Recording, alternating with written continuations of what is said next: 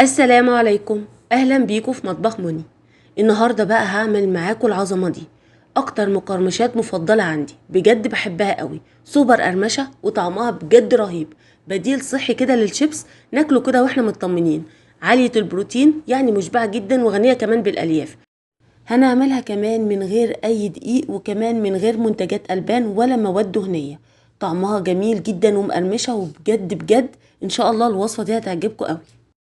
مناسبة للدايت العادي وكمان مناسبة لمرضى حساسية الألبان. وبدل بقى ما نقعد نوصف في جمال الوصفة، يلا بينا ندخل في الوصفة على طول. المكونات معانا صحية وكمان لذيذة قوي. أنا هعمل المقرمشات دي من العدس بجبة أو العدس البني زي ما بتسموه بقى. هنحتاج من العدس كوب معياري، كوب معياري بس من العدس. وهنحطه بقى دلوقتي في طبق كده، وبعد كده هناخده نغسله كويس، وبعدين هنسيبه في المية منقوع أقل حاجة خالص ساعتين. طيب للناس اللي ما عندهاش العدس البني، ممكن تبدليه بالعدس الأحمر، مفيش أي مشكلة، النتيجة واحدة. يعني المتاح عندكم استعملوه، بس أنا بصراحة بحب العدس البني. بعد ما حطيته بقى دلوقتي في الكوب المعياري كده، هحطه بقى دلوقتي في الطبق الكبير ده، واخده اغسله كويس كده تحت الحنفية.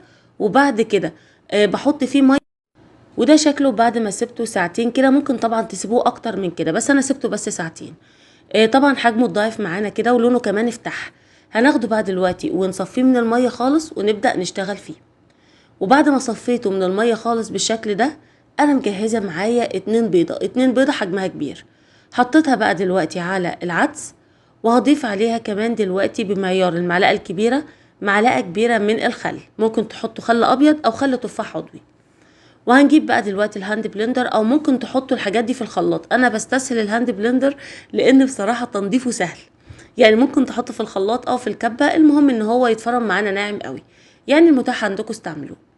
فجبت بقى دلوقتي الهاند بلندر، وهبدأ افرم العدس مع البيض والخل لغاية لما ينعم معانا خالص زي ما هنشوف دلوقتي. وطبعا اهم حاجة ان احنا نجيب دايما اللي على الاطراف كده، لان بيطلع فوق كده شوية ما بتفرموش معانا ناعم. لازم نجيب اللي على الاطراف كده ونتأكد ان كل الخليط اتفرم معانا كويس. خلاص كده بيكون جاهز معانا، وده القوام بتاعه. يلا بينا بقى نحط الاضافات التانية. علشان يكون مقرمش وهش كده وما يكونش رطب، هضيف عليه مكونين. اول مكون معانا هو الشوفان المطحون. نص كوب بالاكواب العيارية من الشوفان المطحون، وربع كوب من بذر الكتان المطحون، بما يعادل معلقتين كبار. وكمان معايا بودرة ثوم وكمان كمون وبيكنج باودر، ومعايا كمان بابريكا وملح هيمالايا. ممكن بقى تحطوا اي توابل انتوا بتحبوها، بس انا بالنسبة لي كفاية قوي كده. هنحط بقى دلوقتي اول حاجة معايا هو الشوفان المطحون، نص كوب بالاكواب العيارية، وكمان ربع كوب بالاكواب العيارية من بذر الكتان المطحون. وهنحط كمان معلقة صغيرة من البيكنج باودر. طيب للناس اللي ما عندهاش بذر الكتان، الغوه من الوصفة مفيش اي مشكلة، يعني ممكن نكتفي بس بالشوفان.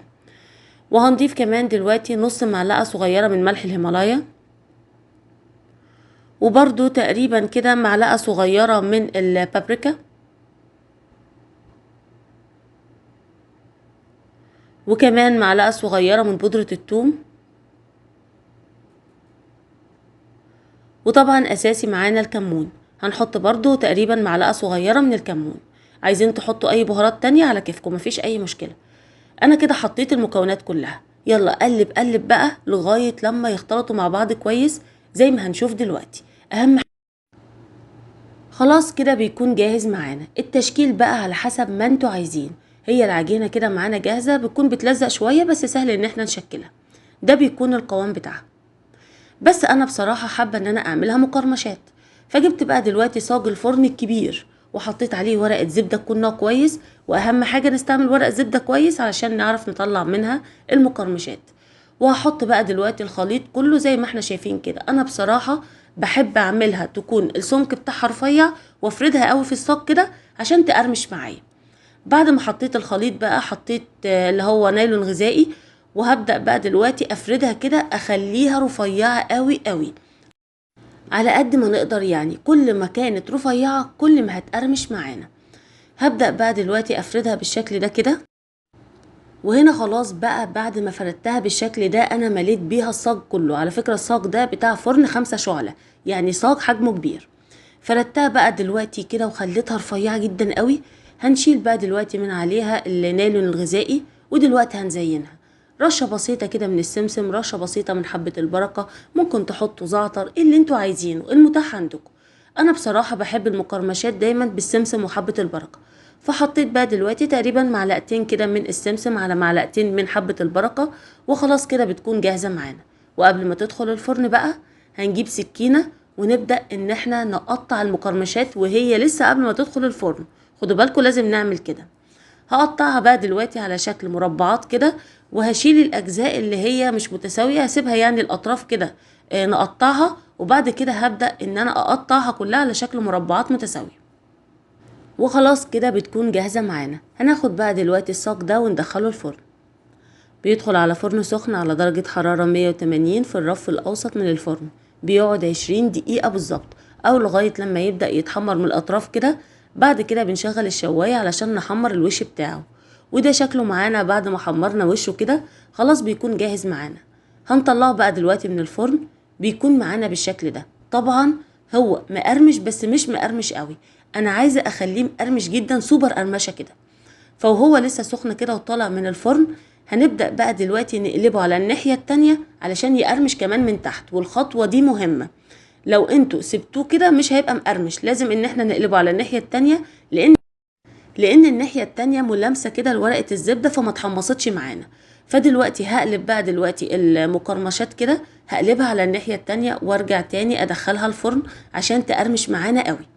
هبدأ بقى دلوقتي اقلبها بالطريقة دي كده، طبعا هو متماسك معانا ما تخافوش مش هيكسر منكم. هبدأ بقى دلوقتي كده المكان اللي انا قطعته كده بالسكينة، طبعا هو لسه سخن، المكان اللي انا قطعته بالسكينة كده هرجع تاني اقطعه بالراحة كده بايدي، واقلبه على الناحية التانية اللي من غير السمسم وحبة البركة زي ما بعمل كده بالظبط. لو عايزينه ما يكونش مقرمش قوي اكتفوا لغاية المرحلة دي وخلاص بيكون جاهز معاك. لكن لو عايزين يكون سوبر قرمشة كده احلى من الشيبس كمان، اعملوا الخطوة اللي انا بعملها دلوقتي. بعد ما خلاص قطعته كده وقلبته كله على الناحية التانية، هاخده بقى وادخله بقى تحت الشواية، المرة دي تحت شواية الفرن بس، واسيبه بقى لغاية لما يتحمص معانا، بيكون معانا بالشكل ده. وبيطلع معانا بقى مقرمش، ريحته حلوة قوي وطعمه جميل جدا. شايفين هش جدا كده ومقرمش خالص. يعني انا سبته في تحت الشواية كده تقريبا يعني 3 أو 4 دقايق كده لغاية لما اتحمص معانا خالص كده. خدوا بالكم هو لسه سخن. شايفين ما شاء الله شكله باين جدا ان هو هش جدا ومقرمش. بس سر نجاح الوصفة دي، اول حاجة ان احنا نفرده يكون السمك بتاعه رفيع قوي، تاني حاجة ان احنا نحمصه من الناحية التانية زي ما عملت كده. خلاص كده بتكون المقرمشات جاهزة معانا بالجمال والعظمة دي. احلى حاجة ليها بقى مع كوباية شاي وطبق لبنة. هسيبكم بقى تتفرجوا على جمال الوصفة وقرمشتها وحلاوتها، واقول لكم السعرات الحرارية للوصفة بتاعتنا.